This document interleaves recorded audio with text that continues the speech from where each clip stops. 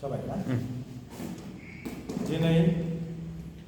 7 फेब्रुवारि 2026 इं अक्ट'खालि दिनै बे बेलासि समाव जोंनि चिरां डिस्ट्रिक्ट कमिटि अल आसाम ट्राइबेल संघनि मावखुलियाव जोंनि बे फिसा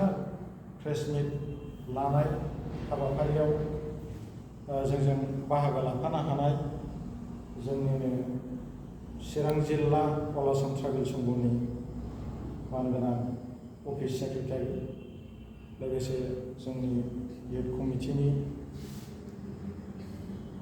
मानगोनां गाहाय नेहाथारि आरो लोगोसे जोंनि इउथ कमिटिनिनो साफ्रोमबो मावथिफारिया लोगो नोंथांमोन आरो लोगोसे दिनै बे हाबाफारियाव जोंनि जेनाखि थांखि लानाय बेखौ गोसारहोनायनि थांखिजों जेनाखि जोंखौ मदद होनो फैनाय मिडियानि मावथि लोगो नोंथांमोन दा जोङो थांनाय 30 तारिखमोन ना 30 तारिख जानुवारि खालि जोंहा चिरां जिल्ला ट्राइबेल संघनि मावखुलियाव मोनसे गेवलां मेल जानानै थाङो बे गेवलां मेलाव जों मोननैसो हाबाफारि आखायाव लानाय जादोंमोन बे हाबाफारिफ्रा जाहैबाय जोंहा चिरां जिल्ला ट्राइबेल संघआ बोसोरारि मोनसे जथुम्मा खुंनो थाखाय जों फैगौ 12 मार्चखौ थि खालामनाय जाथोंसै होननानै जोङो थांखि लानाय जादों आरो बेजों लोगोसेनो बे हाबाफारियाव आलासि महरै जों मोनफ्रोमबो जिल्लानि इयुथनि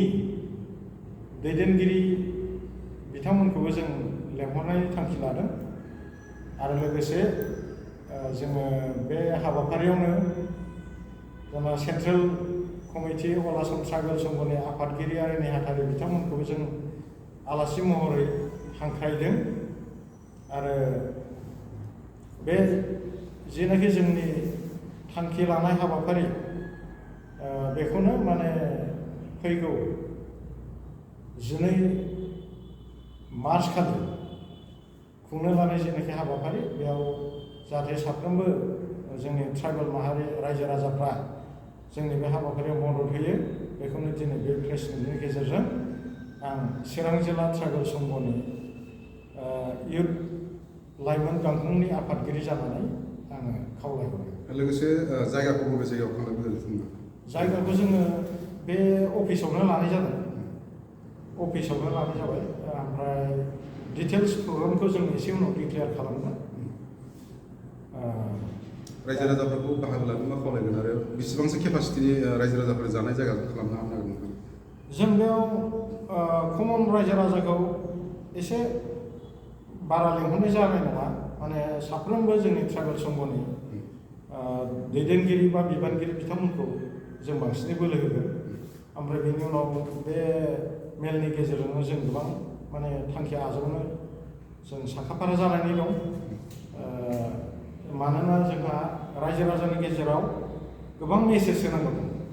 आरो जोंहा लाइमोन गांखं हिसाबैबो जोंनि ट्राइबेल लाइमोनफ्रा दिनैसिम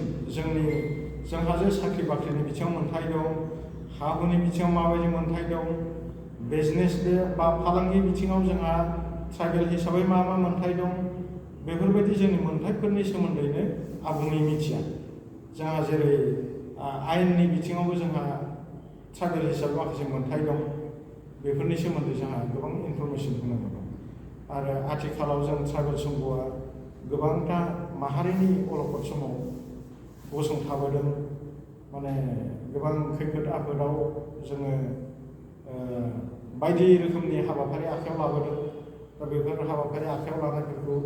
रायजो राजाफ्रा मोजाङै मिथिजोबा दा बेफोरखौ जों डिटेल्स माबायदि जोङो गामि ओनसोलाव थांनानै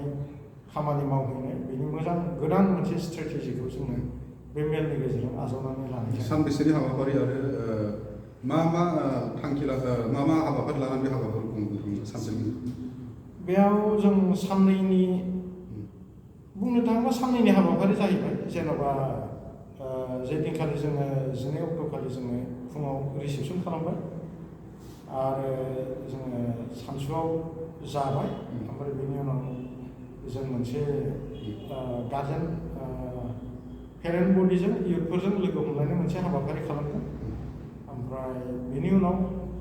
हयथ' माबाया हाबाफारिया मोनानोबो हागौ जुदि मोनानाय जायोब्ला माने बे माखासे मानसिफोरखौ जों थानायनिबो बेबस्था खालामगोन साननैनि गेजेराव मा मा हाबाफारि डिटेलि